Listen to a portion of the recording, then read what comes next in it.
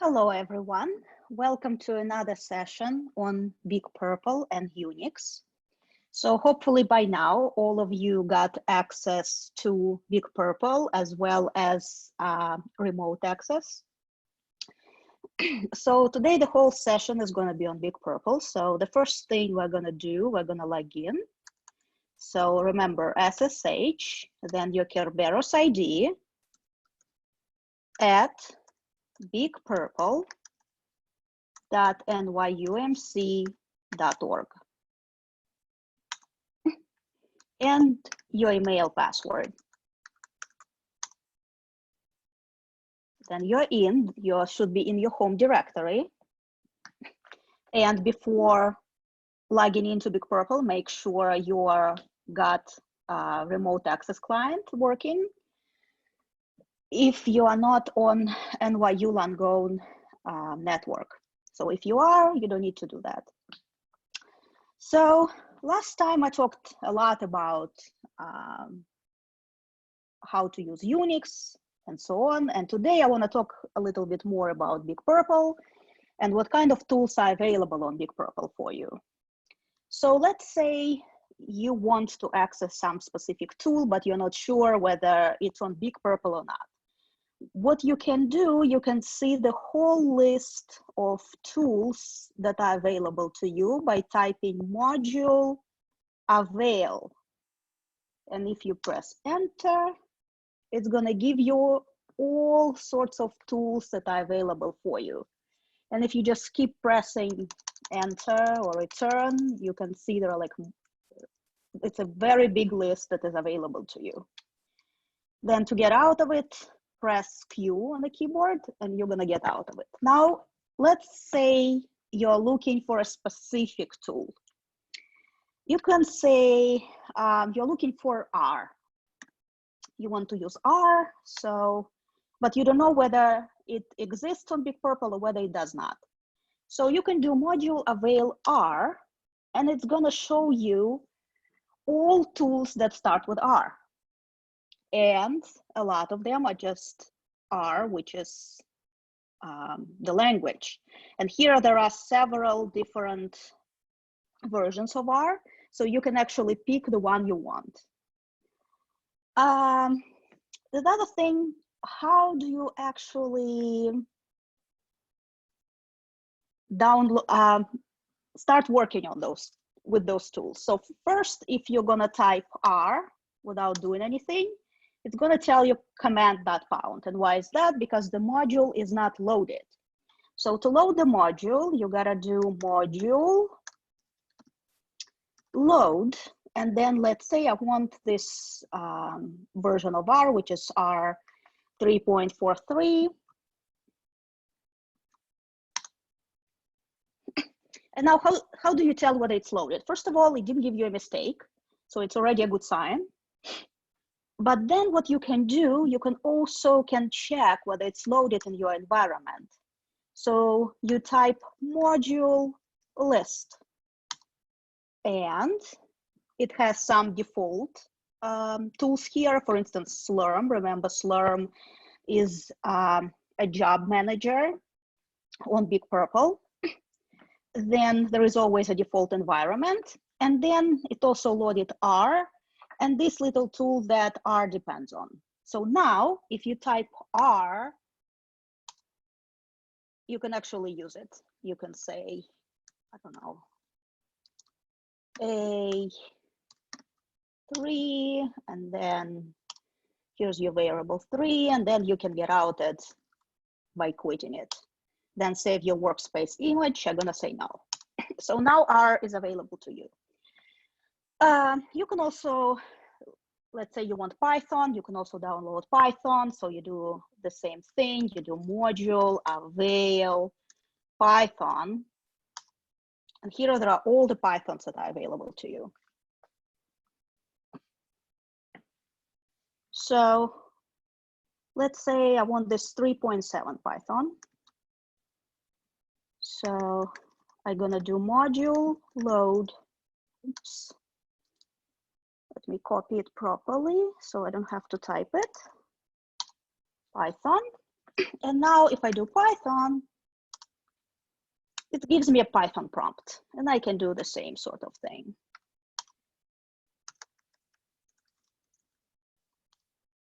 And then I'm gonna just type quit,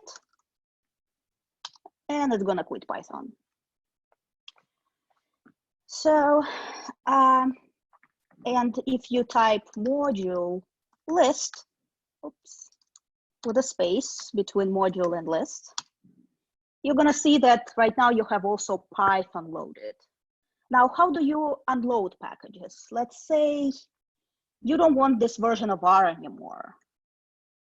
You do this, module unload, and this R package.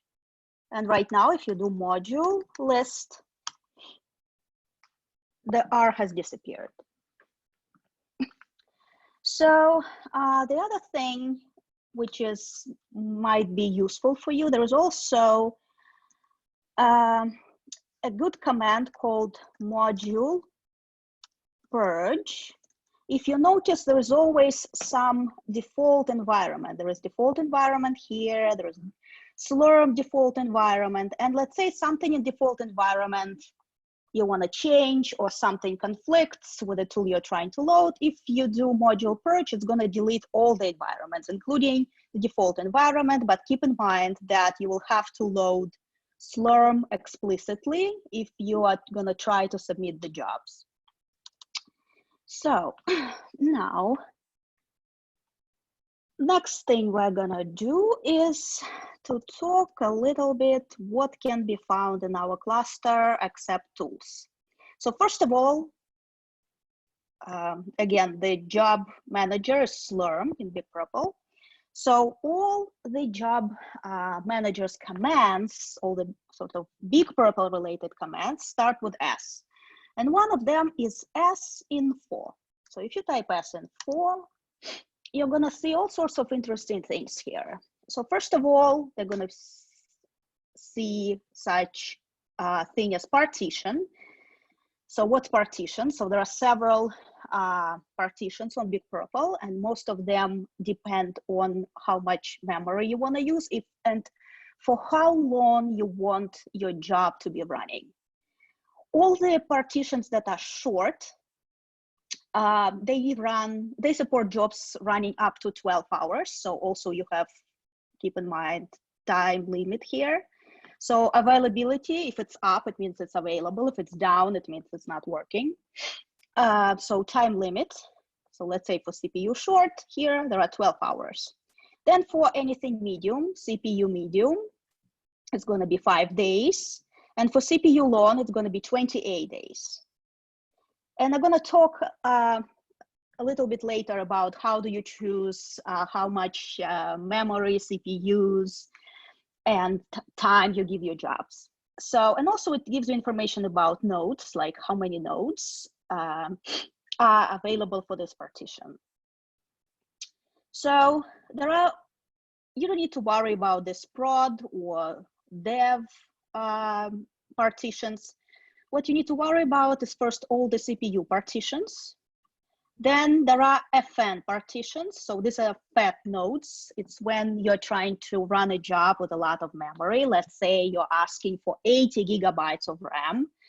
So you want to run it on a FAT node because the FAT node will support that much of memory. Then there are also a bunch of GPU units. So these are graphical processing units. So you don't need to worry about them, since most of the time we use those partitions only when we do some sort of deep learning tasks.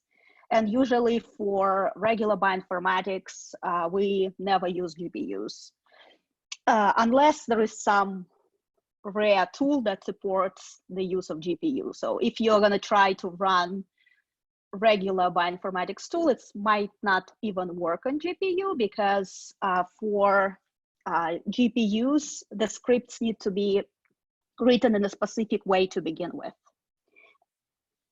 So then there is a data mover.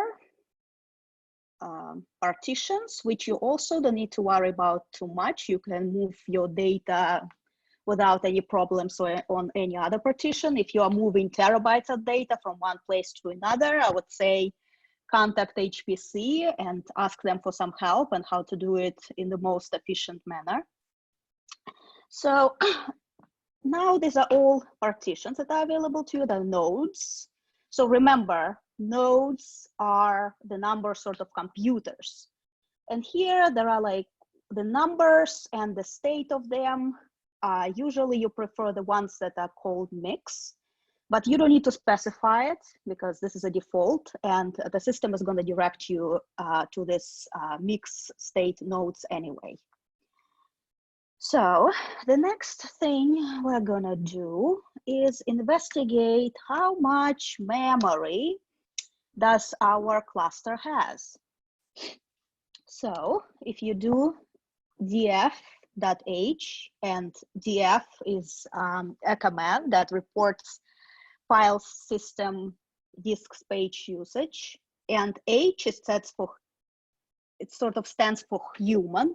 It means all the memory amounts are going to be made in a human readable manner. So in here, there are a bunch of temporary directories, which you don't need to worry about. What you need to worry about in this whole list is our directory where we have all the files, which is GPFS directory.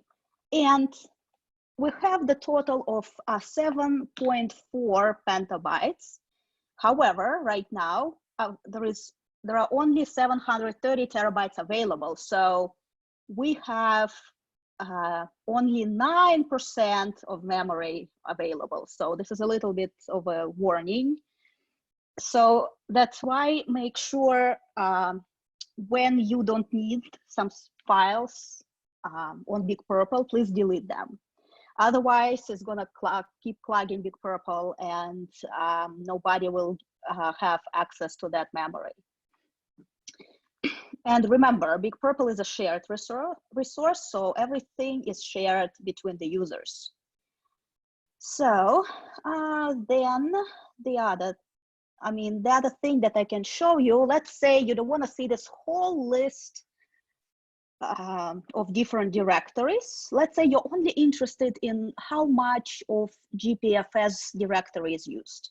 So what you can do, you can use other useful Unix command, which is grep, and then you can just put GPFS, and what it does, it grabs, df, first this, df.h, so this is a command to show you all directories, and then the output of this command you're pumping into grep command. And grep command, what it does, it takes the line with a specific pattern. And in our case, the pattern is GPFS. And if you see, and then if you press enter, you see what it does. So it highlights you the pattern. So right now you just see this GPFS information about the GPFS directory. So now let's talk about the other directory that's available to you except the home directory. So remember, last time I talked a lot about the home directory. So today we're going to do everything on a Scratch directory. So let's go to our Scratch directory. So we're going to give it the absolute path, so GPFC. Then it's located in Scratch, and then your Kerberos ID. So this is a Scratch directory. And why it's called Scratch is because files are not permanent there. So it means that eventually HPC are going to delete them. Usually if you don't touch your files, they're supposed to be deleted within 2 months. So this is a temporary folder when you can practice running different commands and sort of don't utilize the space on your home directory. So I have a lot of different things in my home in my Scratch directory. And right now, we're gonna move into running some tools. So I prepared a directory with all interesting files. And what you do is you need to copy this directory. So I'm gonna provide the address for this directory. So remember, when you're copying the directory, it's always CP and then R. So it means you are copying the directory recursively. It means it copies all the files inside the directory. So, and the address to directory is gpfs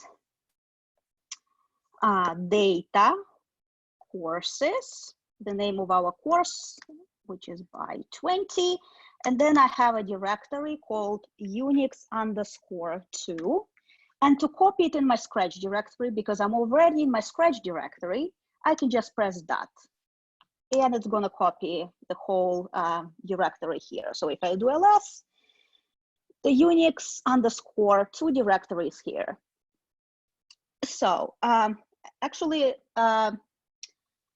small note.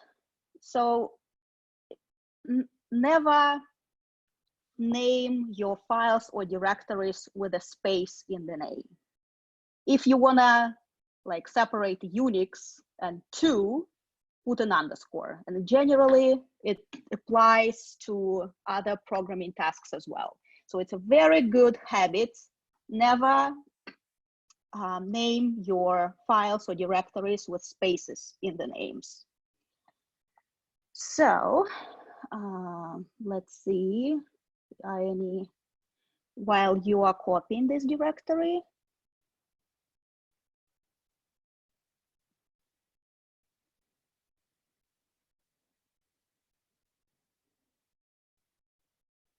I'm going to talk about how to get to the computing node in a second. That's the next thing you are going to do.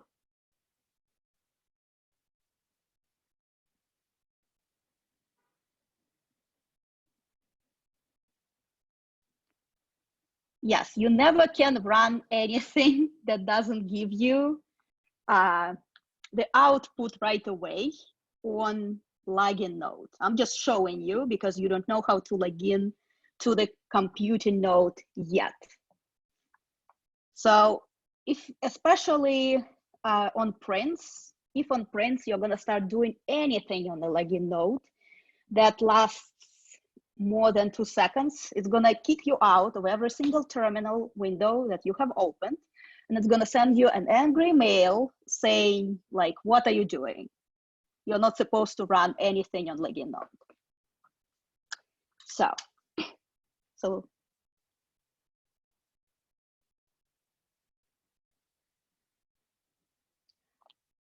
yes, currently we don't have this directory on prints, but maybe we can get it on prints. So you can watch this recording again, and you can try to do it yourself.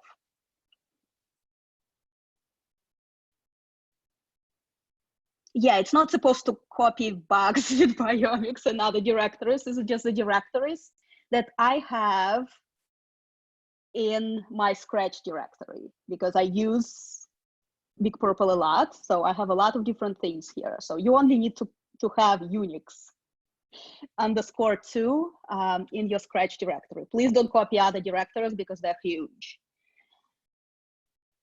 So now we are in our Scratch directory, pwd. Here we are. So now, how do you get to the computing node? Pay attention. So the command is srun. So remember, all Slurm commands start with S. So if the command starts with S, it means it has to do something with a job manager. So srun, then we're gonna tell it how much memory do we want. Let's say I'll give it 1 GB of memory. I don't think we need more than that. Then I'm gonna tell it how many processors we want. So CPUs per task, let's give it 4. And then the other thing, time, we don't need more than an hour. So, and then if you do --pty and then bin bash, so pretty much it's telling it not only to log in to the computing node, but also what kind of language you want to use while on the computing node. And in our interactive session, we want to use bash, like the same thing as we were using on login node. And then you hit enter, and it tells you queued and waiting for resources.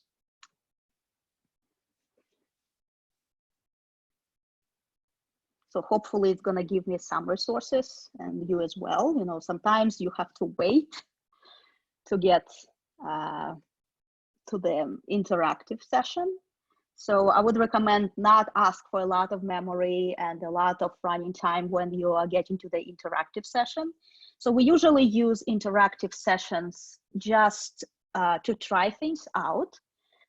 And once we try like specific commands out, we usually make a huge pipeline. So it's a script where one command runs after another. So we do analysis from very beginning to the very end. Just we can do it in one script, and then run that script and just get an output after it finishes. So interactive sessions is to try things out that take longer than 1 second.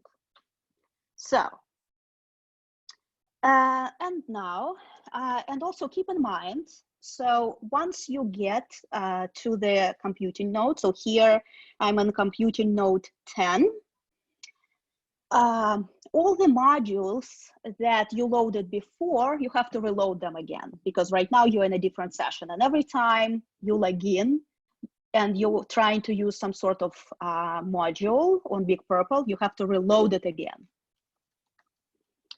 So module, if you do module list to check it, and right now there is Python, which is default Python. Then there is default environment, and there is Slurm. There is nothing else in here. So, and the next thing we're going to do, let's go to our Unix_2 directory. And here I have a few files prepared for you. So the first thing I'm going to talk about is how to download publicly available data. So remember, if your sequences come from the sequencing core at NYU, you just need to get access to where the sequences are located. Usually it's going to be in data sequence results folder. So if you don't know where exactly your sequences, you can ask the sequencing core, and they're going to tell you where your sequences are located. And in case you don't have access to them, you can ask HPC to be granted access. So, but if you're trying to use some publicly available data, let's say you are trying, you decided to do some exercise on some data that you don't currently have, you can use publicly available data for that. So, but how do you load the publicly available data? And specifically, I'm going to talk about the sequencing data into Big Purple directly. So it's a little command. So, and it's good to use this command to show you how to submit jobs. So let's say I have this study. So for the purpose of our class, the study is irrelevant, but I'm going to quickly show it to you. And then this study has the data publicly available. So here it tells me the accession number for the data reported in this paper is ENA, and then this ENA number. ENA, this is European Nucleotide Archive, but remember that European Nucleotide Archive, it also communicates with NCBI SRA. So you can put this number in NCBI SRA and you'll be able to find your data set that you're trying to download. So if you go to NCBI SRA and you just type this number, so this is a project number, it's gonna give you all sorts of samples. So all the samples that are available in this bio project. Usually if you click one of them, here it tells you all sorts of information about the sample, what kind of data it is. Most importantly, I want you to pay attention to the layout. It's important when you are downloading data from the SRA database. So it's either layout, either paired, these are either paired sequences or single sequences. And if you want to access all the samples and all the sequences, you just go to all runs and it's going to show you the table with all the SRA run numbers, as well as some of the metadata available for this data set. So you can just click to download the accession list, and accession list is going to give you all the run numbers in it. So I already have the accession numbers downloaded for you. So here there's a file in Unix 2 that is called accession numbers. And if you just want to see what's in that file, here are all, here I put the command head. So it means I want just the 10 first lines of the file. So if I do head, it gives me the first 10 lines, and these are all accession numbers. Then to download directly samples to Big Purple from NCBI SRA database, there is a tool called Sra Toolkit. So if I do module avail and then Sra Toolkit, here it is. And now let's say I want to load this module load, and then Sra Toolkit. If you check whether it's loaded, module list, here is the Sra Toolkit. And then there is a command in the Sra Toolkit called fastq-dump. And generally in bioinformatics, when you using some tool, all of those tools have manuals with them. So if you type fastq-dump, just even by itself, without providing it anything else, it's going to tell you the usage. And then use option help for more information. For a lot of bioinformatics tools, it's true. So you can just type the command and type --help. And it's going to give you all the options and the usage information, how this command should be used. In this case, I care about two specific flags, which is gzip. You don't want to download your fastq files unzipped. You want to compress those files because those files take a lot of space. And remember, we're already at 91% capacity on Big Purple, so you want to make sure that you don't waste space. And the other command, the other flag that you want is split files. And the reason why you want this flag as well, it's because these files, the sequences are paired sequences. So it means they should be split into two. If the layout was single, then you don't need to use this flag. So, and right now, if you type, let's say you want to see what's in the accession numbers file again. And if you do fastq-dump, and let's say you want to download just one file, you can just copy those flags. So one of them is gzip flag, and flags are usually put up after the command name. Then you do the other flag, which is split files. Oops, too many dashes. And then you provided the accession number. So I'll take the first accession number. Please don't download them all. It's not needed, just one. And you see that it was running for a little bit, and then it tells you how many reads were downloaded for this specific accession number. And if you do ls, you can see that right now all of those, like both of these files were downloaded. So one, the file that has one in it, it means these are forward reads, and two, it means reverse. Okay, let's check how is our chat is doing.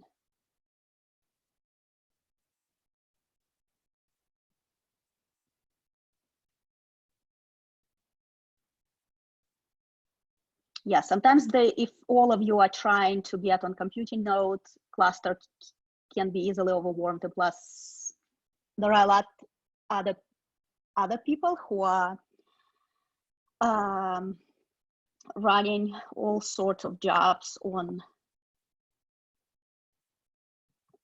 Big Purple. So now the other thing actually that I can show you is, how do you know that you're running a job on Big Purple? First of all, you're already running a job because you logged into a compute node. So if you do sq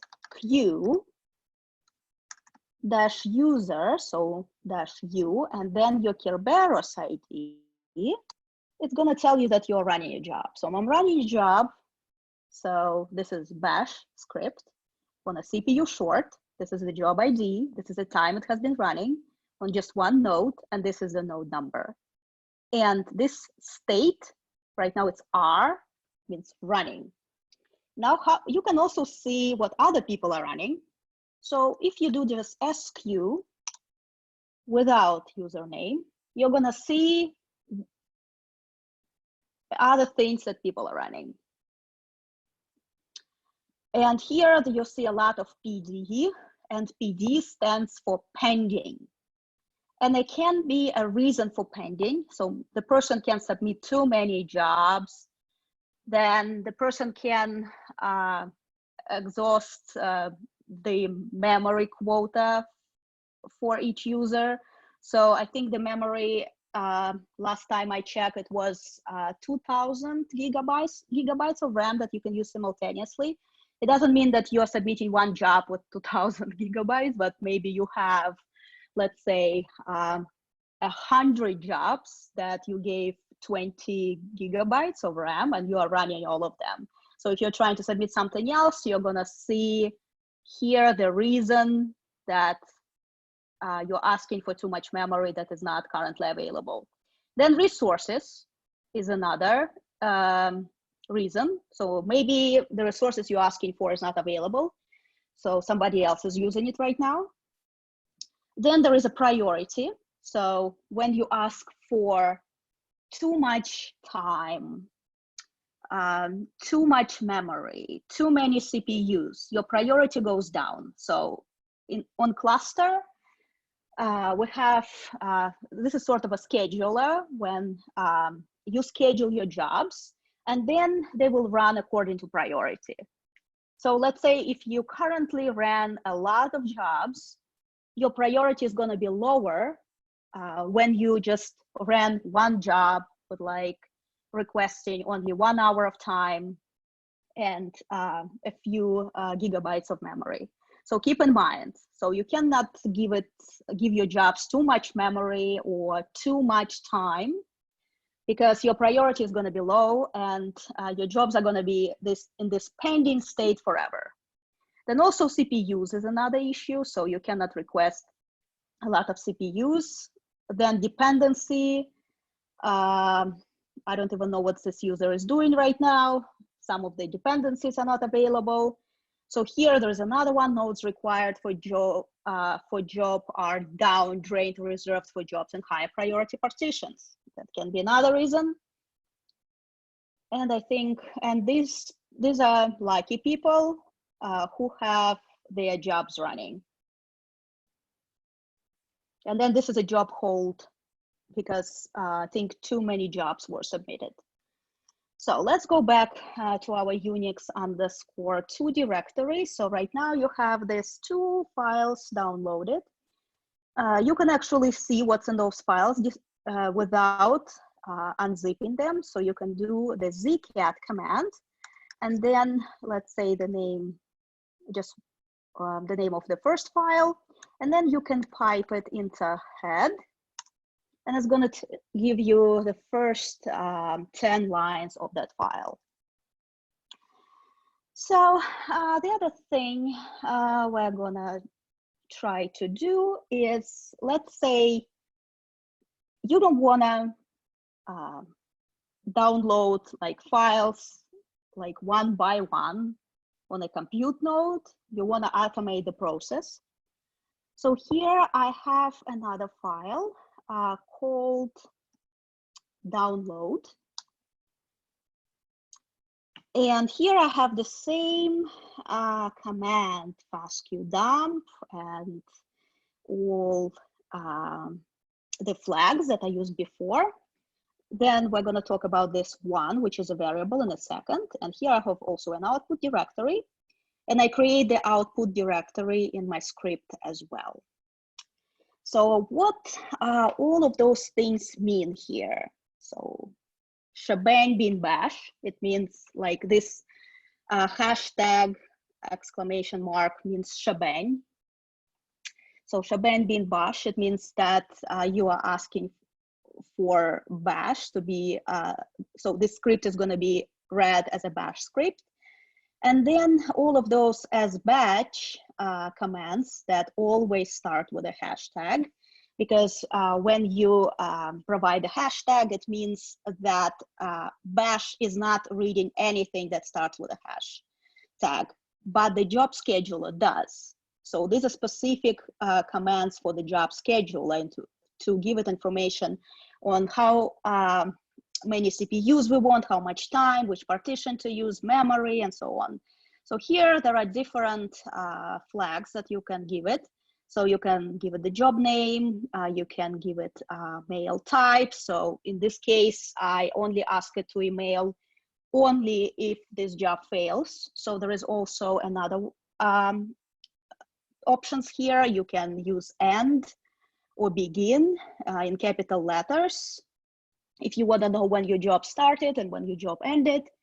So here's your mail address, then the number of tasks 1, then computing tasks as well 1, tasks per node just 1, the time I'm requesting for 1 hour.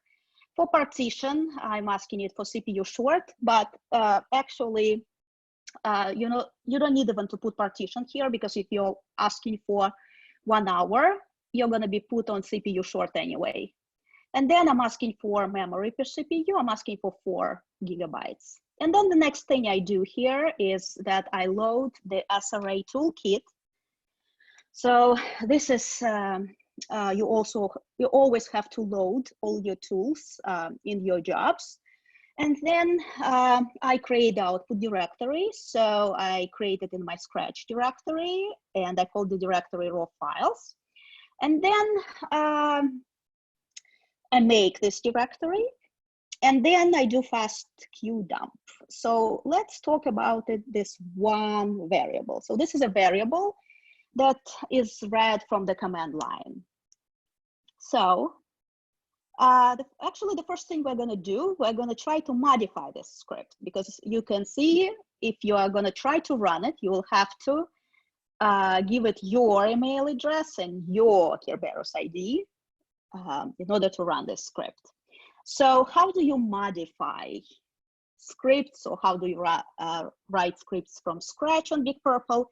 You use a text editor. So there are 3 text editors that I used. One of them is Nano, then Vim, and then also Emacs. So today I'm going to show you just Nano in Vim. Nano is very easy to use. If you type Nano test and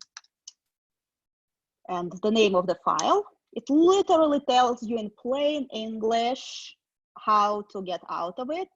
So let's say you want to type something in and you're trying to get out of it. You just press Control X, exit, and then they're going to ask you whether you want to save the changes. If you press Y, it's going to say yes. Then file name to write. Is this the file name that you want? You can also change it. And then if you hit return, the file is going to be written. And now if you look at it, here it is. I most of the time use Vim because Vim has a lot more options, and command to open Vim is VI. So let's say I open Vim, and Vim is slightly more complicated. So once you open it, you cannot really type anything. So first you press A on your keyboard and you got to the insert mode. And then you can type things in. And then to get out, you need to press escape. So when I press escape, the insert disappears, and then colon, and then WQ. W stands for save, Q stands for quit. And right now, if I look what's inside it, there is word test inside it. So now let's open this download script with whatever text editor you want to use. I prefer to use Vim, so I'm gonna edit it with Vim. And here, so remember in Vim, once you open the script, you press A, then you see this insert on the bottom. It means you can start inserting things. And I'm gonna put my email, and you need to put yours.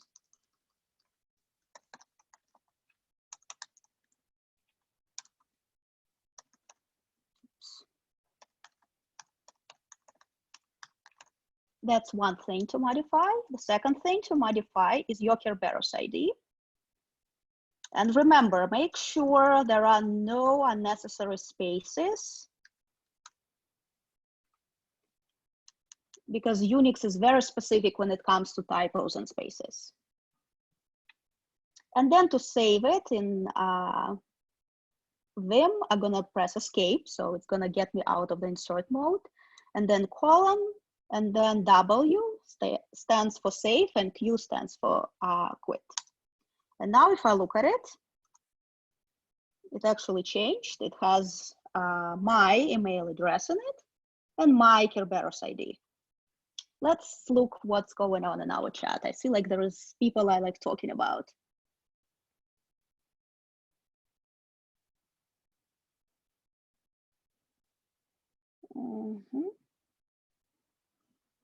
Okay, pending.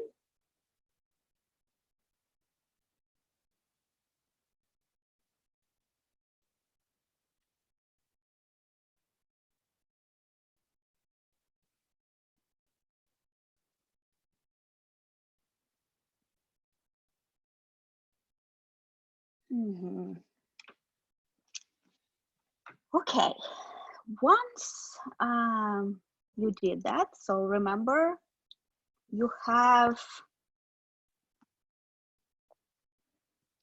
a whole accession list here. There are a lot of different samples in this data set, but we don't want to download all of them, and we don't want to download them one by one. So how are we going to do that? The way I do it is I actually read the accession numbers text file, and I tell the cluster to download those samples one by one. Actually, not one by one, but in parallel.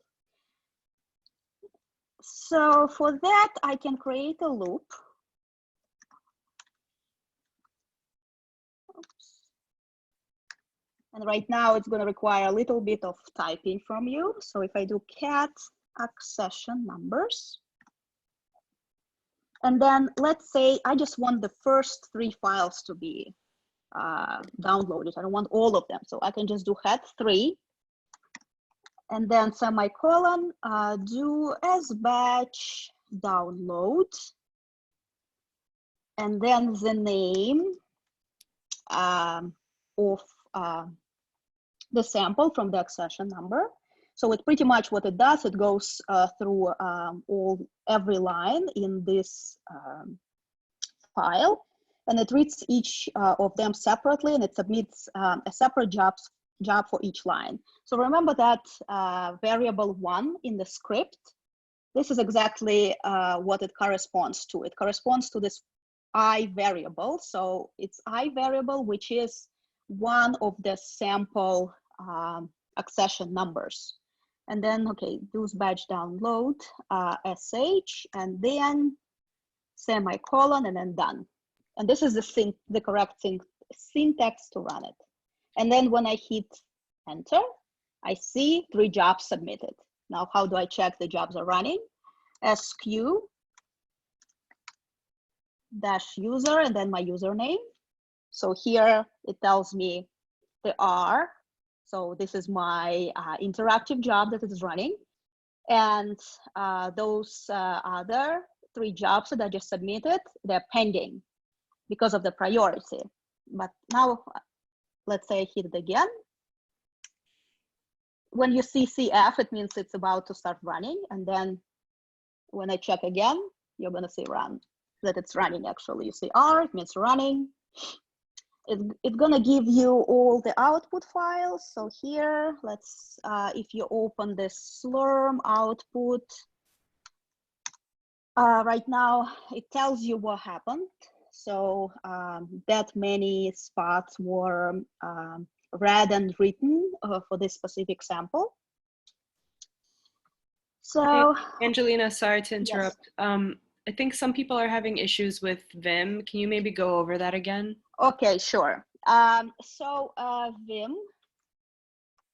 you do to open it, you do VI, then the name of the file, enter. Then to start editing the text in the file, on your keyboard, you press A, just A. And right now you are in insert mode. You see on the bottom, it says insert. And then you go ahead and change the things that you need to change. And then in order to get out of Vim and to save your changes, you press escape on your keyboard. So once you press escape, the insert on the bottom disappears. And then you press :WQ. W stands for save, Q stands for quit.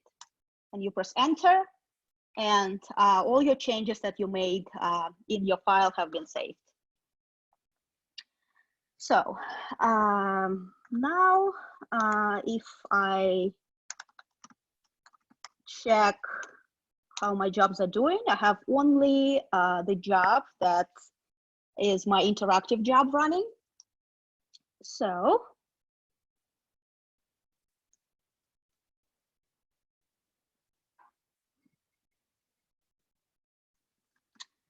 and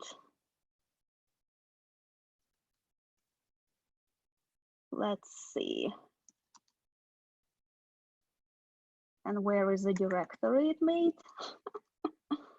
Let's see whether I have everything in there. It's actually, it's in the Scratch directory itself. So there is a Unix 2 file, and there is also a raw files here in your Scratch directory. So if you go to your raw files directory, you're gonna see 3 samples being downloaded. Oops. And all of them are split because I asked them to be split. So 1 means these are forward reads for this sample, 2 means these are reverse. So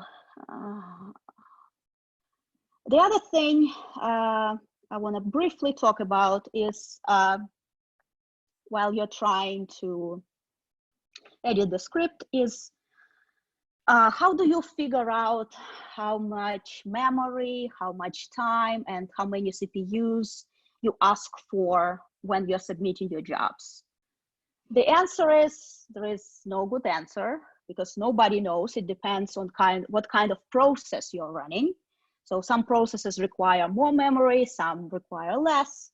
So unless somebody gave you the script with the header that some of the parameters are already specified, then you have to run sort of small experiments. So you just run your commands on one file and figure out like how much memory and how much time it needs. So if you don't give it enough time, it's going to quit with an error. And if you're going to give it your email address, it's going to send you an error saying it's out of memory. Then if you don't give it enough time and the command won't finish in time, it's going to give you the error out of time. So it means you didn't give it enough time.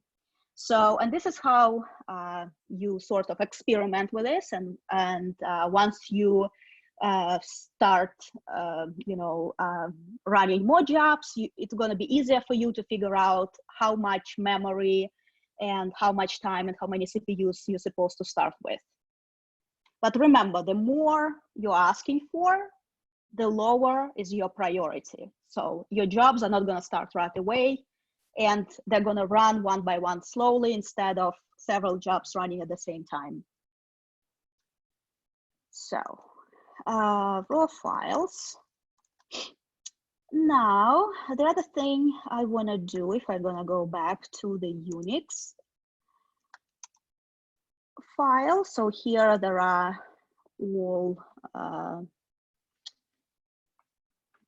the output files. So this is in this slurm file, that's where you find some of the errors. So if your script is incorrect, there is some mistake or something, that's where you find what the mistake is about.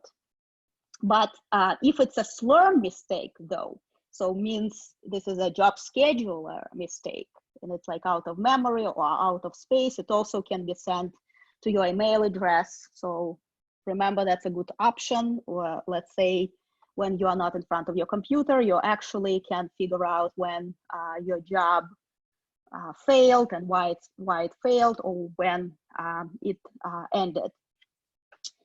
So the other thing, the last thing I'm gonna do today is talk a little bit about array jobs. So here I have another script called qc.sh.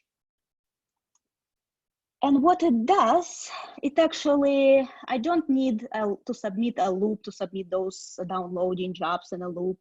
I can just say that in the script, I want 6 jobs.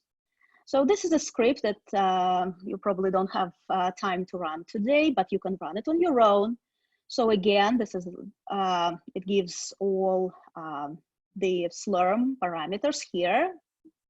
The only two that are different is the output. So here I'm actually asking to name the output in a specific way. So to name it QC and then the number of the job instead of naming it slurm, because the default is just to name it slurm. And then the other one is array. So I want to submit 6 jobs at the same time. So here what I do is that first I will go to the directory where my raw files are located. And then I'm gonna load the module. So in this case, it's gonna be FastQC module. It's just a tool to assess the quality of your reads, which you're gonna learn a lot about next week. Then here is a sample prefix. So in a second, we're going to create this file prefixes with this, with a few Unix commands, but pretty much what it's doing here, it's doing the task ID number line. So let's say if this is the first job. So remember, I'm asking for 6. It's gonna read the first line from this file prefixes that we're gonna create in a minute. And sort of this is the file that you want this whole script to be run on. So then you make the directories, quality control, then the quality control and your sample prefix, and then you run the simple fastq command, providing it an output directory, and then the sample prefix and all our sample end in fastq.gz. So I provided here as well. So now let's create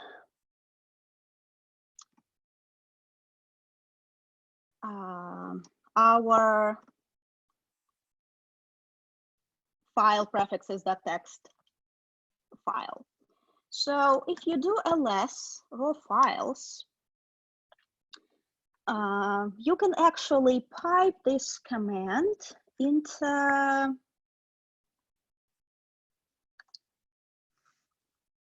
a different file, which we're gonna name file underscore prefixes.txt.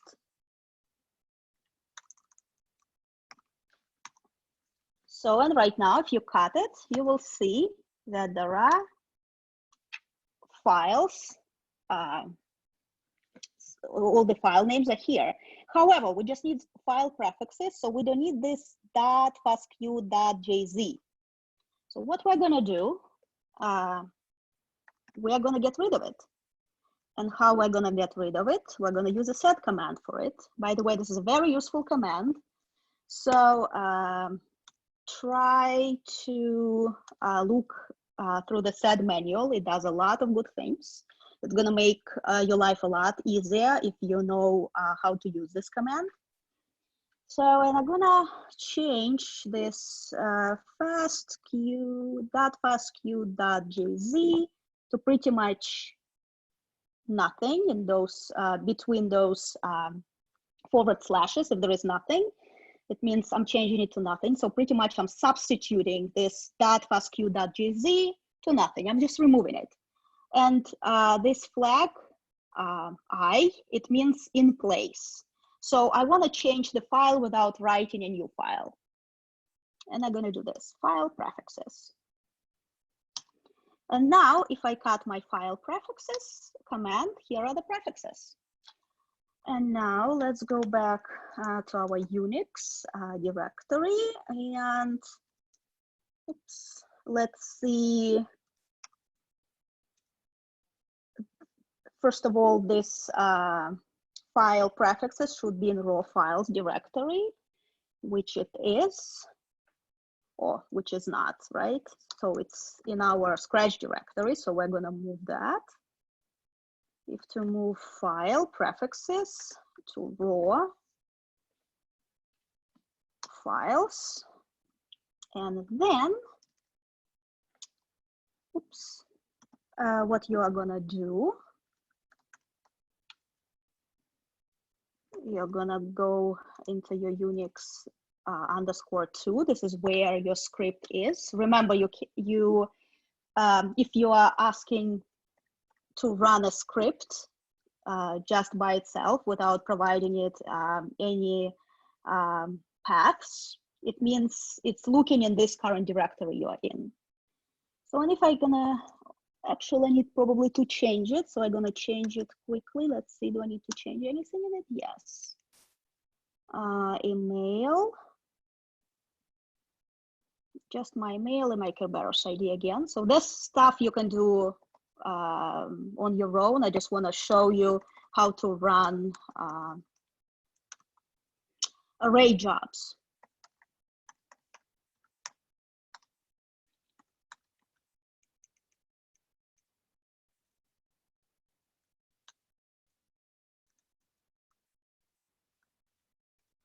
And hopefully it's gonna work.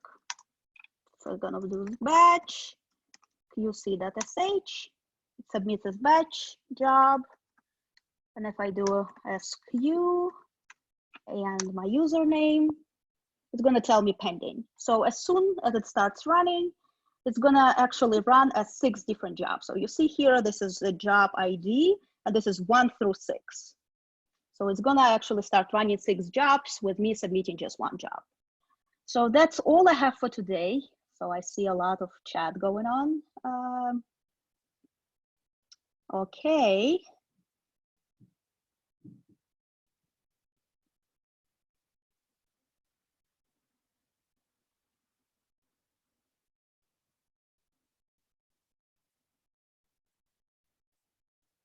All right.